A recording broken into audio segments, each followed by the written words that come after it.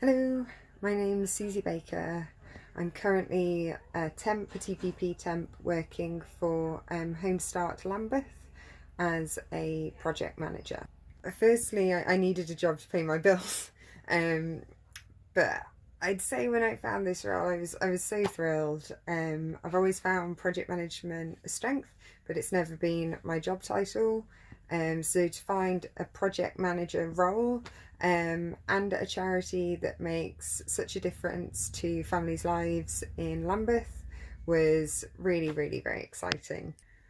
My onboarding was arranged by my new manager and Penny at TPP, who made sure I had all the equipment that I needed to do the role and checked in on me throughout the week to see how I was getting along. Building relationships and navigating new systems without being physically present with other people is challenging. You can't just grab someone and check your understanding of something or ask them to show you where something is.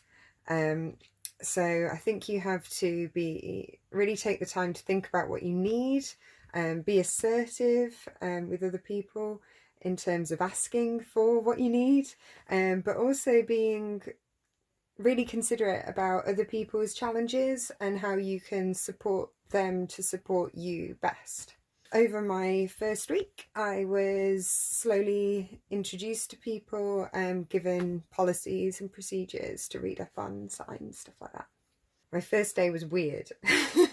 I tried to lift myself up beforehand. I put on my favourite skirt, I made myself a nice breakfast, and then sat down in my living room in front of my computer, ready to start my new job. Throughout the day, I sort of had things to read up on, things to sign, but I also had small tasks to complete, and I think that being able to be constructive to the organisation from day one really helped me to get my head in the game. It's going really well. It's going really well.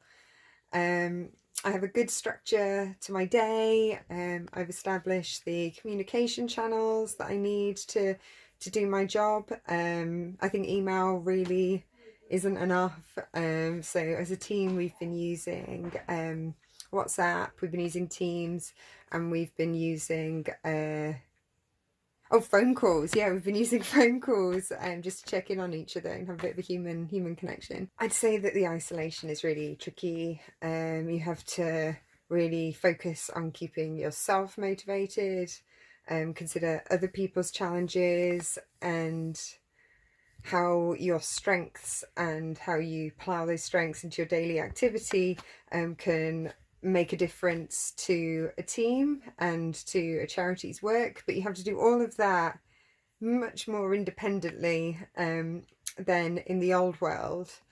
So I think for me, possibly not getting that face-to-face feedback means treading more carefully, maybe more slowly, and more precisely. I would have been really stuck if this role didn't go ahead. I would have found myself really struggling to feel like I was contributing to something and to making a difference at a time that we all feel perhaps a little helpless. So this job has been a real lifeline. Knowing that I'm supporting, through my work, I'm supporting families who are struggling much more than I am to get through this crisis. That really helps me to get through the days and weeks. It's a tough call changing jobs, but I left my last role because I was unhappy. It was a hard decision, but it was the right decision. And I think it's always a good time to start thinking about what steps you can take to start building a career that you do want. I feel like the earlier you start looking, the sooner you're going to find what you're looking for. And the process of job applications is grueling, but it's also a learning process. And if COVID-19 gives you the time and space, then I'd say get stuck in. My new team have been great. They're really warm and really supportive of one another. I like the way in which people share successes, both like within the organisation, but also personal successes. People really take the time to be human with each other, whether that's sharing pictures of the Viking longboat they built over the weekend with their kids, or cat pictures, obviously. But also, I think being really honest about when this situation is impacting on them personally.